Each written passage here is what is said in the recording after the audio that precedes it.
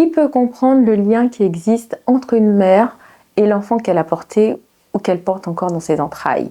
La perte d'un enfant entraîne de profonds traumatismes comme le fait de ne plus en vouloir ou la peur d'une prochaine grossesse. Donc, après cela, le parent avance, il constate qu'il ne pleure plus comme au début, qu'il franchit des étapes et puis sans prévenir, quelque chose le ramène en arrière. Ce quelque chose signifie qu'il a été confronté à ce qu'on appelle un déclencheur de traumatisme. Quelque chose qui a réactivé la douleur. Il ne la cause pas, mais il ravive les émotions, sensations ou même souvenirs liés à l'événement traumatique initial. Aujourd'hui, on voit ensemble des déclencheurs courants de traumatisme et on peut les classer par catégorie.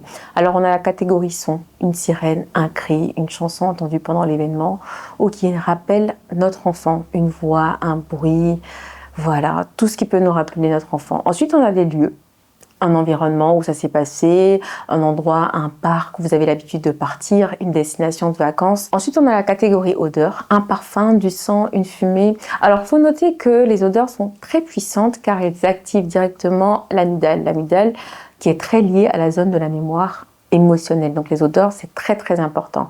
Ensuite, on a une catégorie date et souvenirs de l'année, la date de naissance, le décès, la période où ça s'est passé, la fête des mères, Noël, tout ce qui peut nous rappeler notre enfant.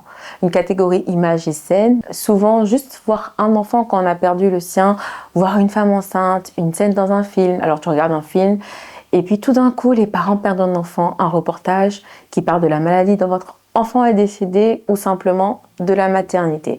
Ensuite, on a une catégorie personne, le médecin, une sage-femme, un ami de notre enfant, l'agresseur, oui, une personne qui nous a beaucoup soutenus durant notre épreuve, une personne que notre enfant aime beaucoup, une personne qui avait l'âge de notre enfant ou même qui a le même nom que lui. Ensuite, on passe à une catégorie sensations physiques, marques, douleurs corporelles, semblables à ce qu'on a vécu pendant l'accouchement, cicatrices, tatouages. Vous avez compris, peu de choses suffisent à raviver le souvenir d'un traumatisme. Pourquoi?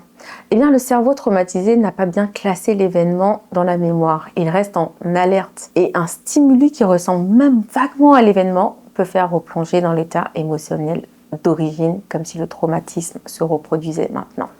Notez qu'on peut avoir vécu la même perte, mais avoir des traumatismes différents. On verra ensemble dans une prochaine vidéo comment éviter ces déclencheurs.